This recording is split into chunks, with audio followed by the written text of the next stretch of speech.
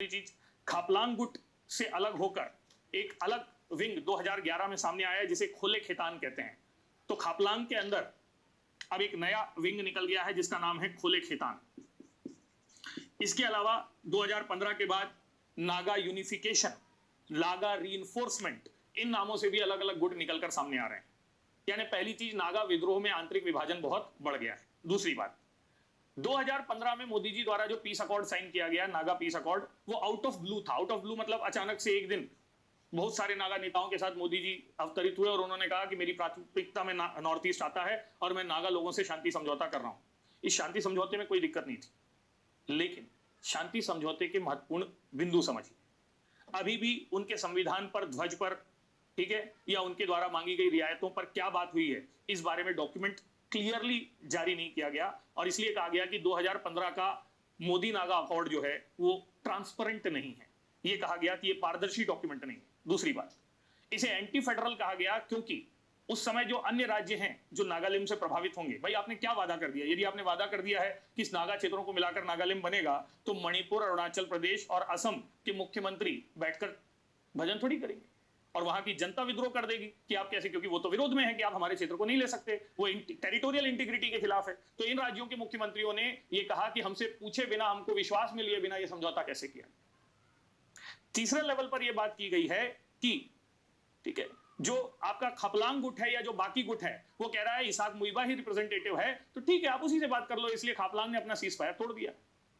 तो कुल मिलाकर जब तक सारे गुट अपने आंतरिक संघर्षों को भुलाकर एक मंच पर नहीं आ जाते, पहले हमको पता तो चले बात किस किस से करनी है। दूसरा, अन्य राज्यों के मुख्यमंत्री नागालैंड के लिए सहमत नहीं हो जाते और उनको कुछ कंपनसेशन नहीं दे दिया जाता। और तीसरा, नागा विद्रोहियों की जो अनवांटेड डिमांड्स हैं, चाहे वो कॉन्स्टिट्यूशन की हो, चाहे वो फ्लैग्स की हो, इस पर वो डाइल्यूट नहीं हो जाते, नागा विद्रोह का अंत संभव नहीं है। यानी नागा विद्रोह आज भी हमारी आंतरिक सुरक्षा में एक बड़ी चिंता बना हुआ है। तो after Assam and Nagaland, the third state जिस पर हम चर्चा कर सकते हैं इंसर्जेंसी के संदर्भ में, वो है मिजोरम। मिजोरम के बारे में ये भी जानिएगा कि ये एकमात्र वो स्टेट है जिसने उग्रवाद से शांति और फिर शांति से असुरक्षा तक की यात्रा तय की है। यानी मिजोरम हमारे पास एग्जाम्पल है, हम कैसे पीस अकॉर्ड को आगे ले जा सकते हैं या कैसे पीस एस्टैब्लिश कर सकते हैं। और मिजोरम इस बात का भी उदाहरण है कि यदि संपन्नता आ जाए तो फिर कैसे लोग गलत काम करने लगते हैं या विद्रोह आने लगता है। कुल मिलाकर कहानी यह है कि मिजो रियासत या मिजो क्षेत्र को भारत में मिलाने और फिर भारत के बाद असम का हिस्सा बनाने का मिजो लोगों ने विरोध किया था।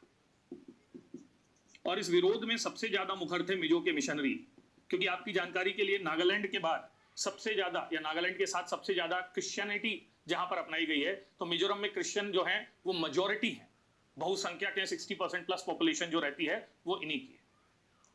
तो मिशनरीज ने यहां पर विरोध किया था, अंग्रेज अधिकारियों ने साथ दिया था और उन्होंने भारत में विलय को गलत बनाया था, बताया था। वो ये चाहते थे कि यहां पर एक देश होना चाहिए जहां से हम क्रिश्चियनिटी मिशनरी एक्टिविटीज को स्प्रेड कर सकें, और इसलिए वो भारत से अलग देश के रूप में रहना चाहते थे।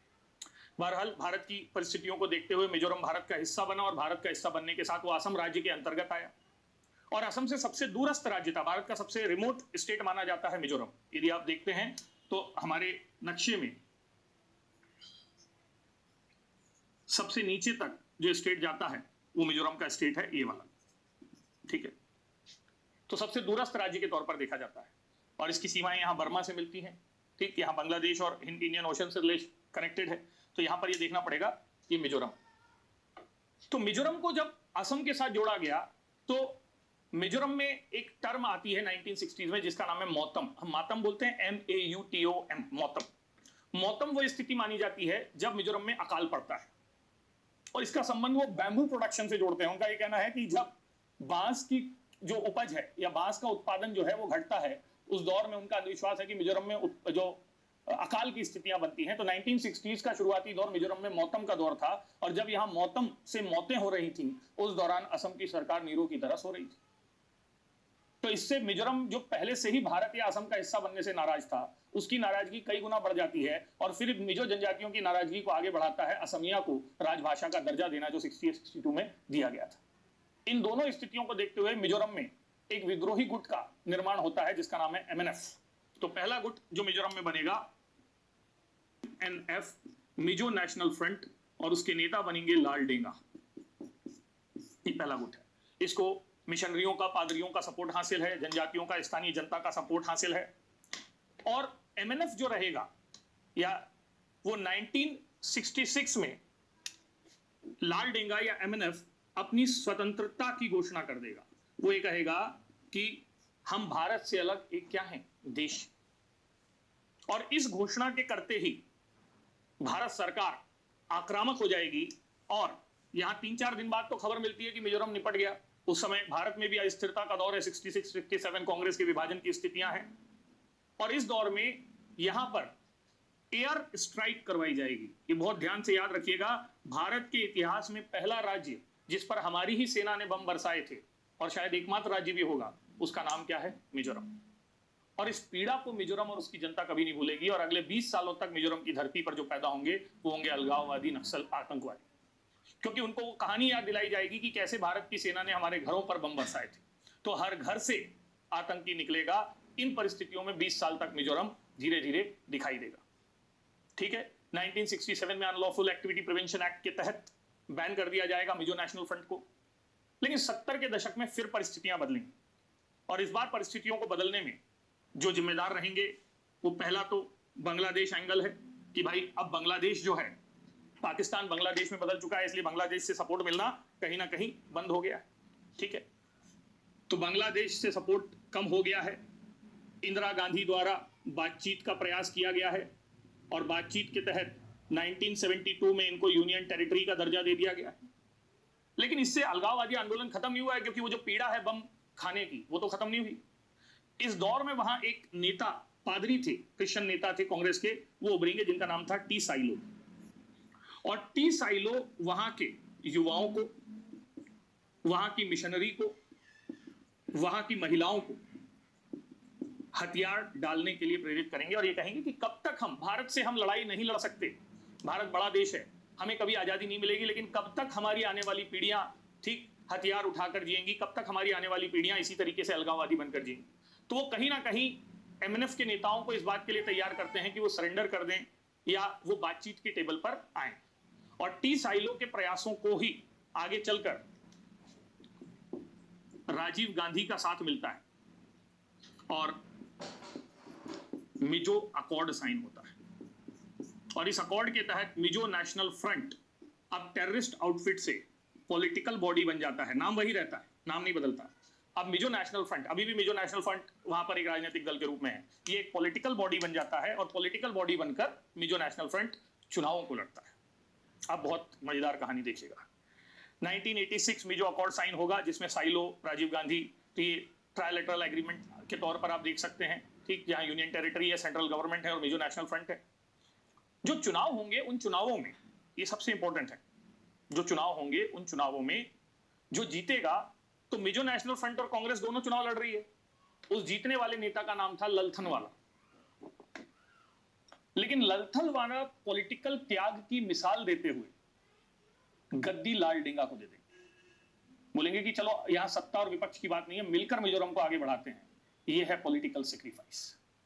इस त्याग की उम्मीद आप किससे कर सकते हैं, जब मुख्यमंत्री से प्रधानमंत्री बनने के लिए लोग एक दूसरे का गला काटने तैयार हैं। कोई व्यक्ति हाथ में आई हुई सत्ता किसी को दे देगा। अब लाल डेंगा जो आतंकवादी है 20 साल से मिजो नेशनल फ्रंट के माध्यम से, वो अब मिजोरम का मुख्यमंत्री हो गया है। ये इसलिए कहा जाता है Mizo peace model is an ideal model to control insurgency in anywhere in India. हमको इस मॉडल को यूज करना चाहिए। और इस मॉडल के बाद लाल डेंगा के नेतृत्व में मिजोरम आगे बढ़ता है। और आपकी जानकारी के लिए, मिजोरम पर कैपिटा इनकम में, सेक्स रेशियो में, एजुकेशन में, लिटरेसी में, सब में, अर्बनाइजेशन में, इंडस्ट्रियलाइजेशन में अगले 20 सालों में सबसे समृद्ध राज्य बनकर उभरता है। और इसीलिए यदि कोई मुझसे कहे कि मिजो पीस मॉडल क्या है, तो मैं मिजो पीस मॉडल में 3-4 बातें कहूंगा। मिजो पीस मॉडल की पहली बात है, ठीक है, पॉलिटिकल विजडम, राजनीतिक समझ। दूसरी, और ये पॉलिटिकल विजडम दिखाई साइलो ने और गांधी, राजीव गांधी। राजीव गांधी बहुत सारी चीजों के लिए जाने जा सकते हैं, लेकिन अपने कम समय में उन्होंने जो 2-3 बातें बहुत ताकतवर की थी या महत्वपूर्ण की थी, जिनको आप नकार नहीं सकते। एक, आप उनकी कंप्यूटर क्रांति को याद रखते हैं, आज उसी के थ्रू कोविड के दौर में आप तक चीजें पहुंच रही हैं। दूसरा, आप पंचायती राज को याद रखते हैं, आज भारत में हर समस्या का समाधान वहां तक जाता है। So in a limited phase of time यदि हम किसी नेता के द्वारा किए गए बड़े कार्यों को देखें तो राजीव गांधी हुए, अटल बिहारी वाजपेयी हुए, they did phenomenal work in spite of their individual criticism. तो राजीव गांधी ने एक और चीज, लोंगोवाल समझौता, जो इंदिरा गांधी की हत्या के बाद खालिस्तान आंदोलन को समाप्त करने के लिए राजीव गांधी लोंगोवाल अकॉर्ड एक बहुत बड़ा अकॉर्ड है। और इसके अलावा नॉर्थ ईस्ट पीस के लिए राजीव गांधी के बाद किसी ने काम किया है तो नरेंद्र मोदी जी हैं, क्योंकि राजीव गांधी ने ही वो असम अकॉर्ड साइन करवाया जिसके तहत अभी एनआरसी की पृष्ठभूमि बनी है। राजीव गांधी ने ही मिजो अकॉर्ड साइन किया, है ना। और वही राजीव गांधी शांति सेना के लेवल पर अलग भी हैं। बहरहाल हम भटक जाएंगे। हम ये बोलें कि पॉलिटिकल विजडम जो साइलो ने दिखाई या राजीव गांधी ने दिखाई वो बहुत इंपॉर्टेंट है। पॉलिटिकल सेक्रीफाइस जो ललथनवाला ने दिखाया वो बहुत बड़ा है, ठीक। पॉलिटिकल लीडरशिप जो लाल डेंगा ने दिखाई वो बहुत बड़ी है। तो तीन बातें हैं, political wisdom, political sacrifice, political leadership. और पॉलिटिकल सपोर्ट जो वहां की सिविल सोसाइटी ने दिखाया, जो वहां की महिलाओं ने दिखाया, जो वहां के युवाओं ने दिखाया। महिलाओं ने कहा कि हम अपने बच्चों को ऐसे जन्म देकर क्या करेंगे जब उनकी जीवन ही सुरक्षित नहीं है। तो महिलाओं का आगे आना, मिशनरीज का आगे आना, ये पॉलिटिकल सपोर्ट है। तो चार तरीकों से मिजो पीस मॉडल को आप बता सकते हैं, पॉलिटिकल विजडम, पॉलिटिकल सेक्रीफाइस, आपका पॉलिटिकल सपोर्ट, और एक और जो शब्द मैंने आपको कहा ये इसके अंतर्गत आएगा। ये मिजो पीस मॉडल है, उग्रवाद से शांति। लेकिन इन रीसेंट टाइम मिजोरम में फिर से असुरक्षा बढ़ रही है, और इस बार असुरक्षा बढ़ने के पीछे कारण है। जैसे देखो, पंजाब संपन्न हुआ तो उड़ता पंजाब हो गया, शराबखोरी में, ड्रग्स में। पंजाब के बाद जो दूसरा राज्य उड़ता यानी नशाखोरी के लिए बहुत चर्चित है वो मिजोरम है। आपकी जानकारी होगी कि मिजोरम गोल्डन ट्रायंगल से जुड़ा हुआ है, जिसमें थाईलैंड, बर्मा और लाओस का ड्रग कॉरिडोर आता है। और मिजोरम ड्रग पैसेज का काम कर रहा है, बांग्लादेश तक ड्रग्स भेजने के लिए, भारत तक ड्रग्स भेजने के लिए ये मिजोरम से होकर जाते हैं। और यहाँ सजातीय सीमाएं हैं, दोनों तरफ एक जैसी जनजातियां रहती हैं। तो मिजोरम में असुरक्षा का सबसे बड़ा कारण इस समय, ये होम मिनिस्ट्री की रिपोर्ट कहती है, ड्रग ट्रैफिक हो रहा है। और यही ड्रग का पैसा फिर आप जानते हैं राष्ट्र विरोधी गतिविधियों में यूज होता है। दूसरी चीज, मिजोरम में अलगाववादी ताकतें बहुत प्रबल हो रही हैं। 2012 वही जो ताकतें पहले मिजोरम को कहती थी कि हमको अलग रहना है, तो वहां जो सेपरेटिस्ट टेंडेंसी है वो बढ़ रही है। मिशनरीज फिर से एंटी इंडिया एटीट्यूड अपना रहे हैं, ऐसा कह रहे हैं। 2015 में इन्होंने यूनाइटेड नेशन के एक रेजोल्यूशन को आधार बनाते हुए देशज अधिकार कानून, the law for domestic people right, देशज अधिकार कानून पारित किया है। और इस कानून के तहत, ये कानून स्थानीय लोगों को यह अधिकार देता है कि वो अपने क्षेत्र में किसी भी एस्टैब्लिशमेंट को रोक सकते हैं। तो इस देशज अधिकार कानून को 2015 में पारित करने के बाद मिजोरम की विधानसभा भारत के द्वारा या भारत सरकार के द्वारा वहां वायुसेना को बनाना है, वहां पर बिजली घरों को बनाना है, वहां इंफ्रास्ट्रक्चरल काम करना है, इनका विरोध कर रही है। यानी वहां सेपरेटिस्ट टेंडेंसीज बहुत गंभीरता से आ रही है। मिजोरम में एक जनजाति रहती है, हमर जनजाति, और ये पहले से ही मिजो अकॉर्ड के खिलाफ थी। ये अपने लिए अलग राज्य मांग रही है जिसका नाम है हमर रम। तो हमर रम या हमर लड़ाई, ये भी एक बहुत महत्वपूर्ण लड़ाई है जो मिजोरम में दिखाई दे रही है। लेकिन मिजोरम का वर्तमान अशांति का या पिछले 10-15 सालों की अशांति का जो सबसे बड़ा संकट है वो है ब्रू संकट।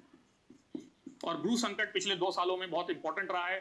ब्रू प्रत्यार्पण या ब्रू की वापसी के रोड मैप से जुड़े बहुत सारी बातें हुई हैं, 2019-20 में हुई है। तो इसको हम एक अलग टॉपिक के तौर पर देखने की कोशिश करते हैं कि what is Bru crisis, Bru crisis क्या है, ठीक है। तो इसको समझने की कोशिश कीजिए। ब्रू जो है वो एक ट्राइब है जो मिजोरम और त्रिपुरा इन दोनों जगहों पर रहती है। Bru is a tribe living at 2 places, ठीक है। अब इस ट्राइब को त्रिपुरा में रेयांग कहते हैं और मिजोरम में इसको कहते हैं ब्रू। ये त्रिपुरा की 20+ ट्राइब में सेकेंड लार्जेस्ट ट्राइब है। 5 लाख के करीब इसकी आबादी है। कहां? त्रिपुरा में। तो त्रिपुरा में ब्रू लोग पहले से भी रहते हैं, लेकिन उनका नाम क्या है? रेयांग। और ये डोमिनेंट ट्राइब है त्रिपुरा की पॉपुलेशन में, एक प्रभावी ट्राइब है त्रिपुरा की पॉपुलेशन, ठीक। अब हुआ ये कि 1995 में ये आपका जो मिजोरम है, इसके ये जो ऊपरी जिले हैं, एक का नाम है मोमित, ठीक है, ऊपरी जिला है, और दूसरे का नाम है कोलासिब। यहां पर कोलासिब, तो मोमित और कोलासिब जिलों जहां पर बेसिकली ब्रू ट्राइब प्रोमिनेंट थी, 1995 के आसपास यहां पर मिजो जनजाति के द्वारा एक विरोध शुरू किया गया, ठीक है। यह विरोध young Mizo association, Mizo student union young Mizo association, Mizo student union, इन संगठनों ने किया और इन्होंने मांग की that Bru are not the native Mizo people. Bru जो हैं वो मिजोरम के स्थानीय लोग नहीं हैं और इसीलिए इन लोगों को भारत से या मिजोरम से बाहर कर दिया जाना चाहिए और यदि नहीं भी कर रहे हैं तो इनके वोटिंग राइट्स छीन लेने चाहिए। अब आप भारत में रह रहे किसी आदमी के वोटिंग राइट छीनने की बात करोगे, ऐसा कैसे हो सकता है? तो इनकी मांग के विरोध में ब्रू ने अपनी सुरक्षा के लिए ब्रू नेशनल लिबरेशन फ्रंट नाम का एक आउटफिट बनाया। ये कहीं ना कहीं टेरर आउटफिट ही मान लीजिए, ब्रू नेशनल लिबरेशन फ्रंट।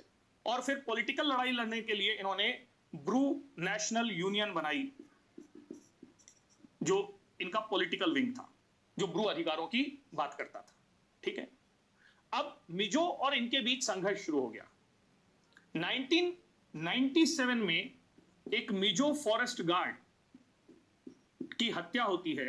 छोटी छोटी सी घटनाएं बहुत प्रबल हो जाती हैं। जैसे अभी रिसेंटली 1 साल पहले मिजो और ब्रू पति पत्नी थे, तो पत्नी की हत्या हो जाती है और आरोप इसको कम्युनल, ये वाला एंगल, ट्राइबल एंगल दे दिया जाता है कि ये जनजातीय लड़ाई, मतलब पति पत्नी की हत्या कर दे, कुछ इस ढंग की घटना हुई थी, if I recall it correctly. बहरहाल 1997 में मिजो फॉरेस्ट गार्ड की हत्या कर दी जाती है। इस हत्या के दुष्परिणाम इतने घातक होते हैं कि ये मोमित कुलासिब क्षेत्र में 41 गांवों में लगभग 1400 घरों को जला दिया जाता है और लगभग 50,000 लोग डिस्प्लेस कर दिए जाते हैं। किसके द्वारा? मिजो नवयुवकों के द्वारा। इस हिंसा से प्रभावित होकर 1997 में कुलासिब मोमित जिलों के जो मिजो लोग हैं वो त्रिपुरा चले जाते हैं। वो कहां चले जाएंगे? त्रिपुरा। और नॉर्दर्न त्रिपुरा डिस्ट्रिक्ट में, नॉर्दर्न त्रिपुरा डिस्ट्रिक्ट, कंचनपुर, पनीसागर, ये क्षेत्र हैं नॉर्दर्न त्रिपुरा डिस्ट्रिक्ट में।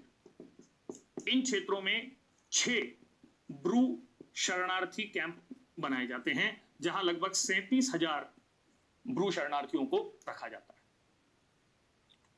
लेकिन तात्कालिक रूप से तो शरणार्थियों को रख लिया, लेकिन इनके रहने खाने सबकी व्यवस्था, शरणार्थी कैंपों की व्यवस्था तब से चल रही है 1997। अब आप सोच लो 22 साल हो चुके हैं, 23 साल। पिछले 23 सालों से ब्रू प्रत्यार्पण की मांग शुरू होती है। अब ये बड़ा मजेदार चीज है। ब्रू जनजाति शरणार्थी नहीं है। शरणार्थी वो होता है जो बाहर से आए, लेकिन इनकी हालात शरणार्थियों से भी खराब है। ब्रू जनजाति की स्थिति वही है जो कश्मीरी पंडितों की है। हालांकि वो तो उसी राज्य में आकर बसे, जम्मू में कैंप में, इनको दूसरे राज्य में बसाया गया।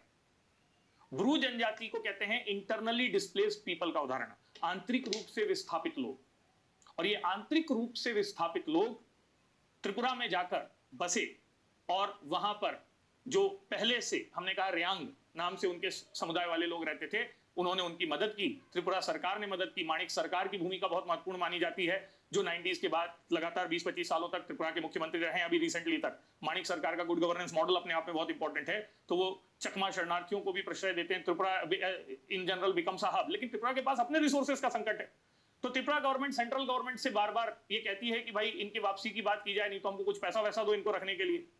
और अंततः 2009 में, 97 के बाद 12 साल हो जाएंगे, आप ध्यान रखिएगा, 2009 में ब्रू प्रत्यार्पण रोडमैप की शुरुआत होती है। ठीक है, ब्रू प्रत्यार्पण रोडमैप की शुरुआत होती है। 2009 से 8 चरणों में ब्रू जनजाति के लोगों को वापस त्रिपुरा में बसाने की कोशिश की जाती है।